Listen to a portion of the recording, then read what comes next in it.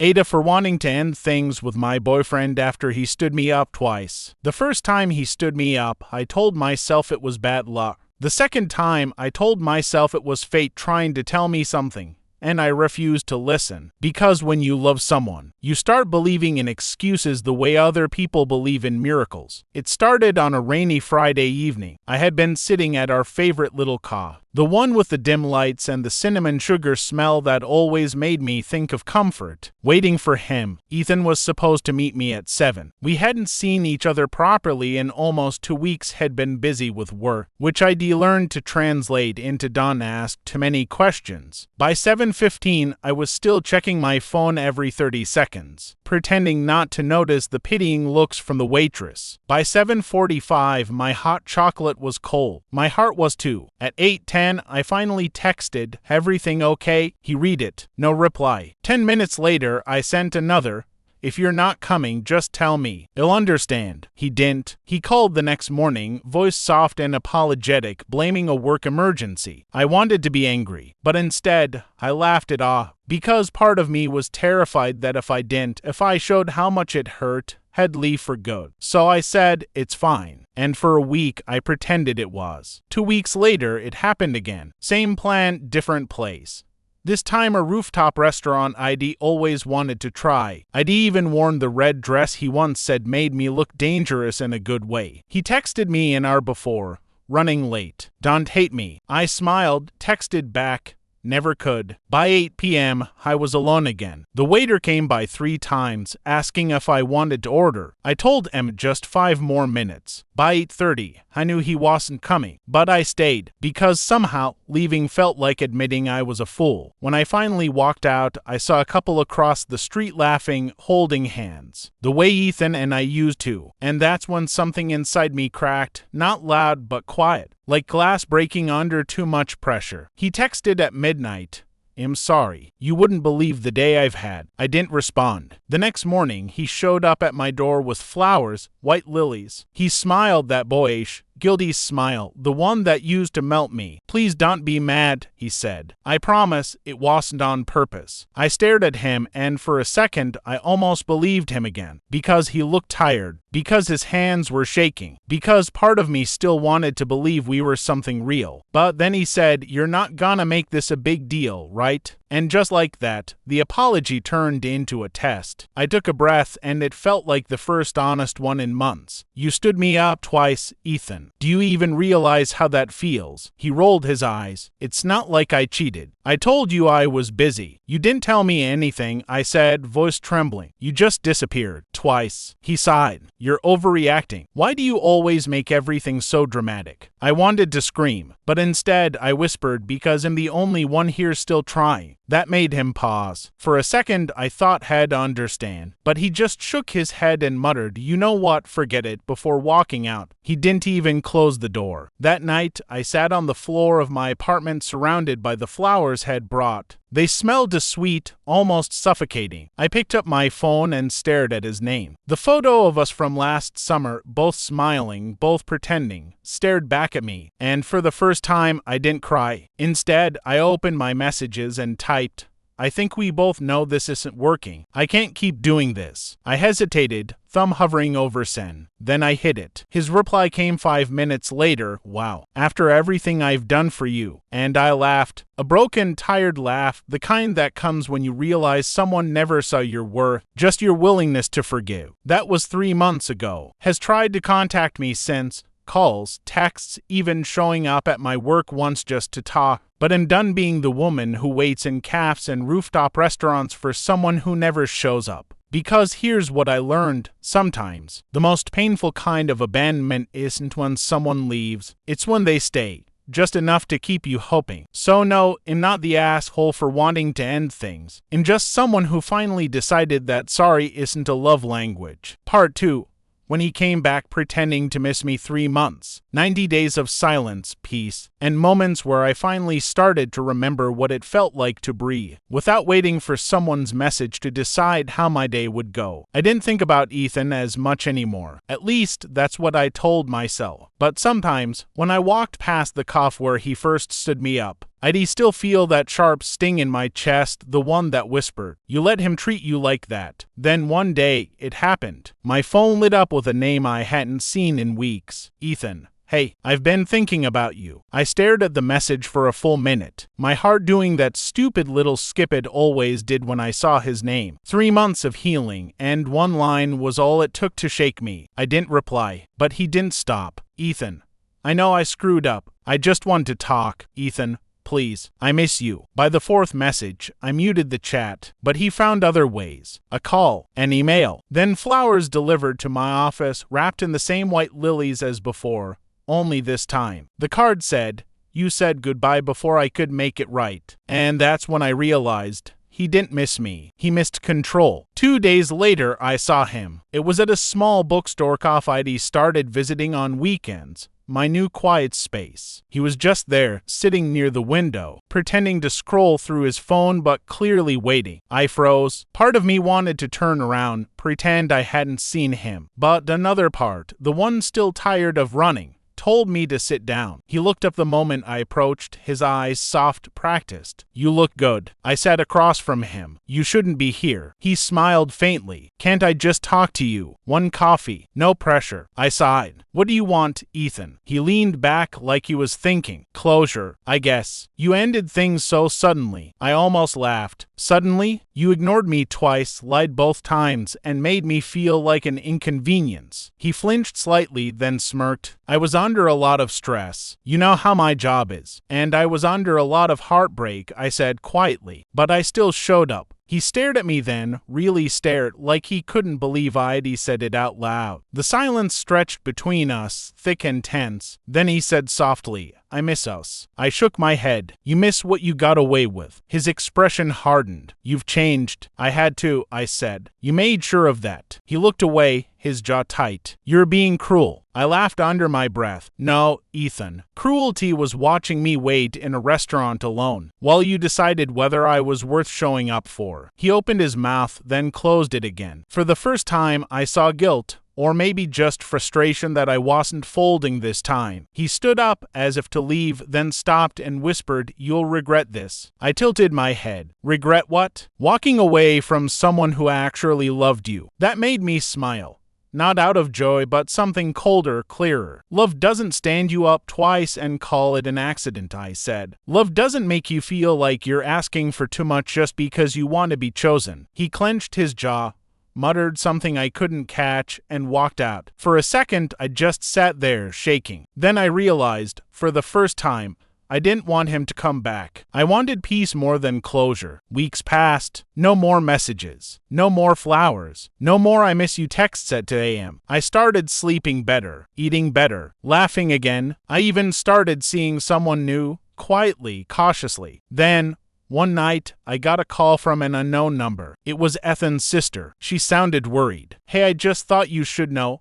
Ethan's in the hospital. Car accident. Has asking for you." My chest tightened. For a moment, I didn't move. Then I whispered, "Why me?" She hesitated. "He said you're the only person who ever really cared." I went, "Not for him. For closure. Real closure this time." When I walked into the hospital room, he looked smaller, fragile. Bandages on his arm, bruises fading along his jaw. He smiled weakly. "You came?" I nodded. "I did." He looked down. "I thought about you. A lot." "I'm sure you did." "I was stupid," he said. "You were the only good thing I ever had, and I ruined it." I didn't say anything, because for once, I didn't owe him words. He looked at me, tears in his eyes. "Do you think people like me can change?" I met his gaze. "Only if they stop expecting the world to wait while they decide." He didn't speak again after that. Just looked at me, eyes full of something like realization. Too late, too heavy. When I left the hospital, it was rainy. The same kind of rain as that first night he stood me up. But this time, I wasn't waiting for anyone. I walked home alone, umbrella in hand, heart steady. And for the first time in years, I didn't feel angry or sad or empty. I just felt free. Because closure doesn't come from hearing someone say "I'm sorry." It comes from finally meaning it when you say "I'm done." Part 3. when the one who broke you sees you heal a year. That's how long it's been since I last saw him. 12 months of rebuilding, of learning how to take up space in my own life again. If heartbreak is a storm, then healing is the quiet that comes after. The strange silence where you realize the thunder isn't coming back and neither is he. I thought about Ethan less and less. At first, it was an effort. I had to remind myself not to check his Instagram, not to look at the empty side of the bed, not to remember his voice saying, "You're overreacting." But eventually, forgetting stopped being a choice. It just happened. Now, I'm with someone new. His name's Daniel. He's calm, thoughtful, the kind of person who listens when I speak and doesn't turn every conversation into a competition. The kind of man who shows up on time every time, not because he's trying to impress me, but because he understands that consistency is love in motion. We'd been together for 8 months when it happened. That ordinary Saturday that would turn into a ghost story from my past. Daniel and I had gone downtown for brunch. The coffee was warm, loud with laughter, and smelled faintly of vanilla and roasted coffee beans. While he ordered, I waited by the window, scrolling through my phone, humming to the song playing overhead. And then, through the glass, I saw him, Ethan. At first, I wasn't sure. He looked different. A little thinner, hair shorter, eyes darker. But when he turned, when his gaze swept past the window, I felt it. That jolt in my chest I hadn't felt in a year. Recognition. Memory. The ghost of an old wound stirring in its grave. He froze when he saw me. For a second, neither of us moved. Then he smiled. That same half-smile that once made me forgive things I shouldn't have. He started walking toward the door. My heart didn't race. It didn't break. It just watched. He stepped inside, eyes darting between me and Daniel, who was now coming back with 2 cups of coffee. "Hey," Ethan said softly. "Didn't expect to see you here." I smiled politely. "Hi, Ethan." Daniel looked at him, then at me. I could see the question in his eyes, but I just nodded slightly. "It's fine." Ethan shoved his hands into his pockets, eyes flicking to Daniel again. "So how've you been?" I took a sip of my coffee before answering. "Good. Really good, actually." He hesitated. "You look happy." "I am." There was silence, the kind that used to make me fill the air with apologies. But not this time. This time, I let him sit in it. Finally, he spoke. "I heard you moved." "I did. Needed a fresh start." He smiled faintly. "Yeah, I get that." Then his tone shifted. Quiet, careful. "You're seeing someone?" I glanced at Daniel, who had put his hand gently on my knee, a small gesture, grounding. "Yes," I said. "Has great." Ethan nodded slowly, like he was trying to swallow something bitter. "I'm glad," he said, though his voice trembled. "You deserve that." I could have ended it there. I could have smiled and walked away. But something in me, not revenge, not cruelty, just truth, made me add, "I do." His eyes flickered, and in that moment I saw it, the realization that I wasn't the same woman had left waiting in a cough, staring at her phone. I was the woman who had walked away and stayed away. He exhaled slowly. "I messed up, didn't I?" I tilted my head. "We both did. I kept hoping you'd become the person I imagined. You kept proving you weren't." He looked down. "I thought I'd have more time to fix it." "Time runs out," I said softly. "That's how life teaches us what matters." He smiled sadly. "I still think about you." I nodded. "I know." There wasn't anger in my voice anymore. Just honesty. The kind that comes when pain finally turns into wisdom. Daniel returned to the table with our pastries. "Everything okay?" "Yeah," I said, smiling. "Everything's fine." Ethan glanced between us again, then whispered, "Take care, okay?" "You too," I replied. And then he walked away. This time for good. No dramatic goodbye. No begging. No promises. Just to people who had finally stopped orbiting a dead star. When I sat back down, Daniel asked gently, "Old friend?" I smiled. "Old lesson." He squeezed my hand, and we went back to eating, the conversation flowing easily again. But somewhere deep inside, a quiet voice whispered, "You did it. You really let go." Later that night, I walked to the window of my new apartment. The city lights shimmered like distant promises, and I thought about how strange healing is. How it doesn't feel like fireworks, just the absence of pain. Ethan had been a chapter, a loud, messy, beautiful, and terrible chapter, but he wasn't the whole story. And as I stood there, watching the world move on, I realized something simple and freeing. I didn't need closure from him anymore, because I'd already written my own ending. Love doesn't always die with heartbreak. Sometimes it transforms into boundaries, into lessons, into the quiet strength to say, never again. And that's how I knew I wasn't the villain for walking away. I was the author who finally took back her story. Part 4. The letter that arrived too late. It came in a plain white envelope, no return address. Just my name written in familiar handwriting, slanted, messy, like had been in a rush but wanted it to still look careful. I knew it was him before I even opened it. I sat at my kitchen table for nearly half an hour just staring at it, my coffee growing cold beside me. Daniel was still asleep in the other room. The morning was quiet, too quiet. The kind that makes old ghosts stir. My hands trembled slightly as I slid a finger under the seal and unfolded the paper inside. Hey, I don't know if this will ever reach you. I'm writing it because there are things I never said. Maybe things I didn't even understand until now. I've been replaying everything. The day I stood you up. The way you looked at me the last time I saw you. It's strange. I thought time would make it easier. It didn't. You were right about me. I wasn't ready to love anyone. I was too busy trying to prove I was fine on my own. That I never realized how much damage I was doing. To you. To myself. And when you finally stopped waiting for me, that's when it hit me. How final goodbye can sound when it's real. I see your life now, from a distance. You look happy, and I guess that's the part that hurts the most. That you really did move on. That you healed from something I caused. But still, I'm glad you did. You once said, love isn't about who you can't live without. It's about who makes you better while they're here. I didn't make you better. You made me better. Just too late for it to matter. Take care of yourself, okay? I didn't cry at first. I thought I might. I expected it, but I didn't. Instead, I just sat there, staring at the words, tracing them with my finger like they were written in some forgotten language. There was no anger, no sadness, just a quiet ache, the kind that hums at the edge of closure. It was strange, really. For so long, I had wanted an apology. Now that I had one, it didn't feel like victory. It just felt like the last puzzle piece sliding into place. Later that day, I showed Daniel the letter. He read it silently, then looked up at me with that calm, understanding expression he always had. Do you want to respond? He asked. I thought for a moment, then shook my head. No. I said softly. He said what he needed to, and I heard it. Daniel nodded. You okay? I smiled faintly. Yeah. Actually, I think I am. That night, I took the letter outside. It was cold. The kind of crisp autumn night that bites at your cheeks and smells faintly of wood smoke. I stood by the small metal fire pit on the porch, holding the letter one last time. I read it again under the dim light. The ink shimmered slightly, reflecting the flame. Then I whispered goodbye and dropped it in. The paper curled immediately, edges glowing orange before collapsing into ash. And as the smoke drifted upward, I realized something. I wasn't mourning him anymore. I was mourning the version of me who had loved him. Healing isn't a straight line. It's a loop.